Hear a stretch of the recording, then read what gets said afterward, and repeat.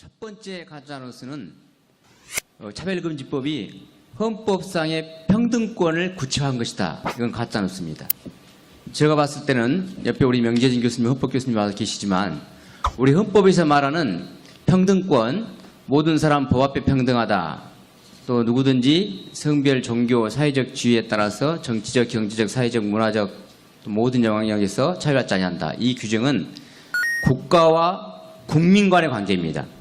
국민이 국가에게 평등을 요구하는 것이지 사인 간에 적용되는 것이 아닙니다.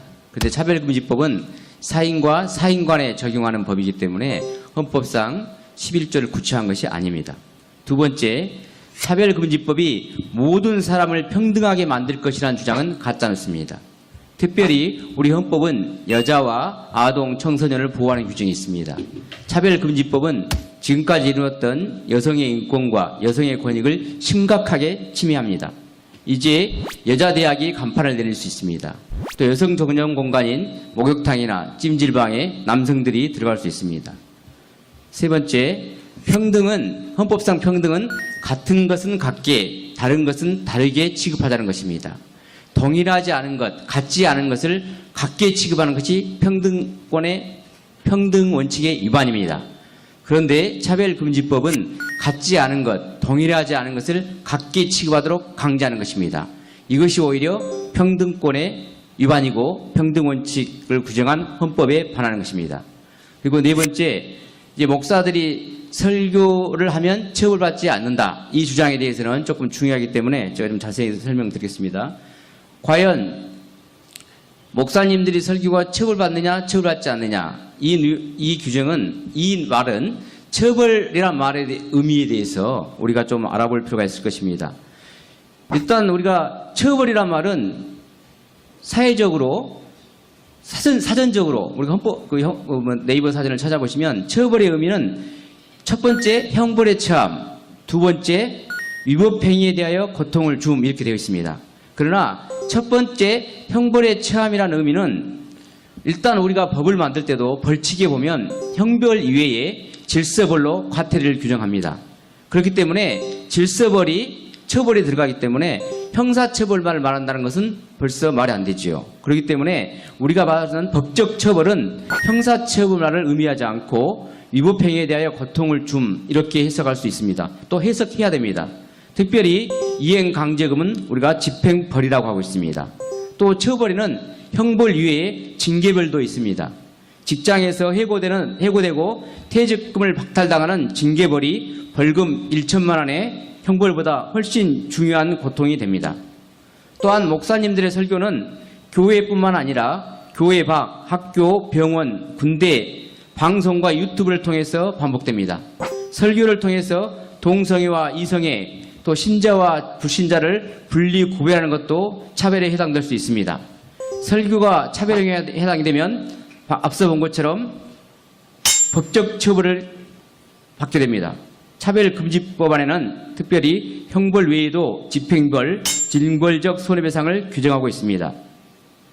징벌적 손해배상도 사전적 의미로 위법행위에 대하여 주는 고통으로서 처벌에 포함될 수 있습니다. 이와 같이 차별금지법은 민법에서 불법행위, 위법행위에 대한 해석을 변경할 수 있습니다. 뿐만 아니라 더 나아가 차별금지법은 형법의 해석에도 영향을 미칠 수 있습니다. 현재 형법은 명예훼손과 모욕죄를 규정하고 있는데 법문헌상 사람의 명예를 훼손하거나 사람을 모욕하는 것을 구성요건으로 하고 있습니다. 그런데 이에 대해서 법원은 이 사람의 범위에 특정한 집단을 포함시키는 집합 명칭에 의한 명예훼손을 인정하고 있습니다.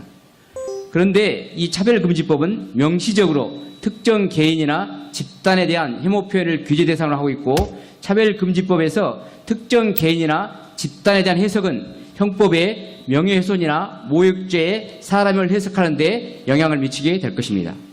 예를 들면 서울시 시청 공무원들이 작년 5월에 서울광장에서 행해지는 기호 행사에 반대한다는 성명서를 발표한 행위에 대해서 서울시 시민인권침해구제위원회는 올해 2월에 이러한 성명서 발표 행위도 단순한 부정적 의견이 아니라 혐오 적대감을 표현한 혐오 표현에 해당한다는 결정을 하였습니다. 이와 같이 시민인권 침해 구제위원회는 기호 행사, 즉 행위에 대한 표현도 동성애자들, 즉 산업에 대한 표현으로 둔갑시키고 있습니다. 지난 4.15 총선에 취임하여 총선 이후 차별금지법 제정을 우려하는 교회 또 총회에서 기독교 가치관을 실현할 수 있는 후보자에게 투표하자는 내용의 설교 내용 또는 전단지를 배포한 사실이 있습니다. 이에 대해서 공직선거법상 특정 후보를 당선되지 못하게 하는 행위에 해당하는지 현재 많은 목사님들이 고발되어 수사를 받고 있습니다. 이렇듯 현재도 목사들의 강단 설교가 유튜브를 통해서 제공되면서 목사들의 설교는 끊임없이 모니터링 당하고 있는 것이 현실입니다. 결국 차별금지법이 적용되면 목사의 설교가 유튜브나 방송을 통해서 제공되는 경우 모니터링을 통해 차별금지법이 정한 법적 제재, 시정명령과 집행벌, 징벌적 손해배상의 위험에 처하게 될 것입니다. 더 나아가 다수 성도 앞에서 공연히 행하여지는 목사의 설교는 집합명칭에 의해서 그 자체로 명예훼손 또는 모욕죄로 형사처벌의 대상이 될 수 있습니다.